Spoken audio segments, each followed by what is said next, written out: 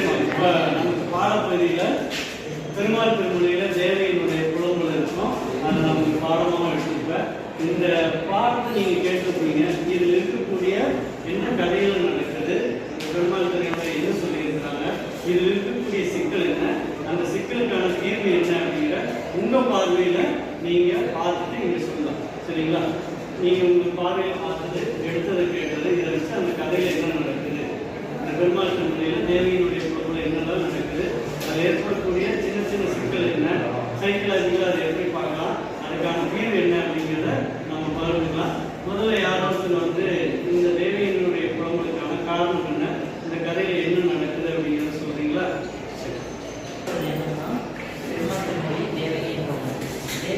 தேவகியோட அண்ணனுக்கு வந்து ஒரு சாபம் வருது. அது வந்து தங்கைக்கு பிறந்த 8வது குழந்தை வந்து 8வது குழந்தை கையால் தான் கம்சனின் அவங்க அண்ணனின் இறப்பு அப்படின்னு ஒரு சாபம் வருது. அதனால கம்சன் வந்து இதை கேட்டுட்டு தேவகியும் அவரது கணவனையும் சிறையில் வச்சிட்டாரு. அதனால தேவகிக்கு பிறந்த எல்லா குழந்தையும் ஈனம் பண்ணிட்டே கம்சன் 8வது குழந்தையை எப்படியாச்சும் காப்பாற்றணும் அப்படின்னு அந்த தேவகி வந்து 8வது குழந்தையை பெற்றெடுத்து அவங்க அப்பா வந்து 8வது குழந்தைய வேற இடத்துக்கு மாற்றிட்டு இந்த இடத்துல வந்து வேற குழந்தைய வச்சிருந்தாங்க. அதனால கம்சன் வந்து கம்சனுக்கு பிறந்த தேவகிக்கு பிறந்த 8வது குழந்தை வந்து ஆண் குழந்தையா போயிடுச்சு. அதனால இவன் மாற்றினதுனால மாற்றின குழந்தை வந்து பெண் குழந்தை. அதனால கம்சன் வந்து யோசிக்கிறார், பெண் குழந்தைய எப்படி குழந்தை அப்படின்னு யோசிக்கிறார். அதனால இப்போ கண்ணன் வந்து அங்கே எப்படி மாற்று குழந்தை ஆண் குழந்தையை எப்படி யசோதை எப்படி எடுத்து வளர்க்கலாம் அப்படின்னு நீங்கள் எல்லாம் வந்து பார்க்கும்போது தேவகியின் புலம்பல். ஸோ கண்ணனை வந்து புரிஞ்சு யசோதை போயிட்டாங்க.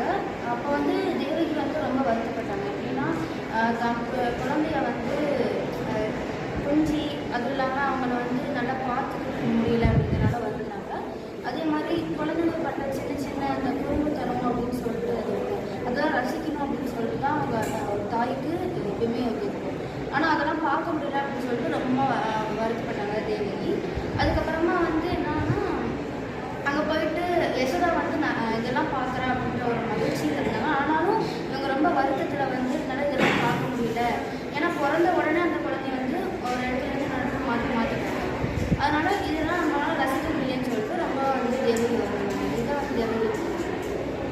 ஸோ இந்த தேவகி குழந்தைகிட்ட சீக்கிரமான தீர்வு அது கம்சனுக்கு என்ன சொல்லியிருக்காங்கன்னா அவங்க தங்கச்சிக்கு சொல்கிற 8வது குழந்தை தான் கொள்வாங்க அப்படின்னு.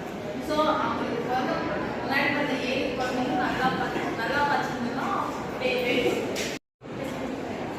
குழந்தைல அந்த சிக்கலுக்கான தீர்வு பற்றி பார்க்கலாம். அவங்க அது என்ன சாப்பிட்னா தேவகிக்கு பிறகு 8வது குழந்தைனால கம்சனுக்கு வந்து வதம் பண்ண முடியும் அப்படின்னு சொன்னதுனால அவங்க வந்து தேவகியும் அவங்க முன்னாடியும் ஜெயிக்கப்பட்டாங்க.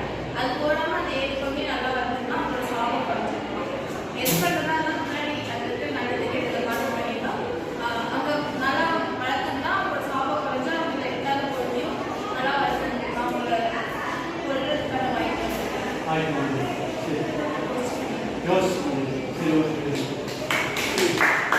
இந்த தேவையின் புலம்புக்கான கதையும் அதுக்குண்டான சிக்கல் ஆயப்பாட்டிக்கு போயிடுறாங்க. அங்கிருந்து அந்த குழந்தை பருவத்தில் செய்யக்கூடிய சின்ன சின்ன லீலைகளை எல்லாம் கண்ணன் செய்யக்கூடிய வெள்ளையை கட்டி சாப்பிட்றது, அப்பிக்கிறது, மண் எடுத்து சாப்பிடுறது, மார்பில் பூசிக்கிறது, இது எல்லையும் ஒரு தாய் பார்க்க முடியாம வளர்ப்பு தாயான யசோதை பார்க்குற அளவுக்கு நடக்குது. எனக்கு அந்த பாக்கியம் கிடைக்கல. எந்த தாயா இருந்தாலும் தான் பிறந்த குழந்தையை நல்லா வளர்க்கணும் ஆசைப்படுவா. அவர் குழந்தை பருவத்தில் செய்யக்கூடிய சேர்க்கைகள் எல்லாம் விரும்புவார். இது எதையுமே பார்க்க முடியாத ஒரு தாயினுடைய குழந்தையாக தான் இந்த தேவையினுடைய குழந்தை இருக்கும். அதுக்கான சிக்கலும் தீர்வும் எந்த ஒரு மனிதருக்கு சம்பவிட்டு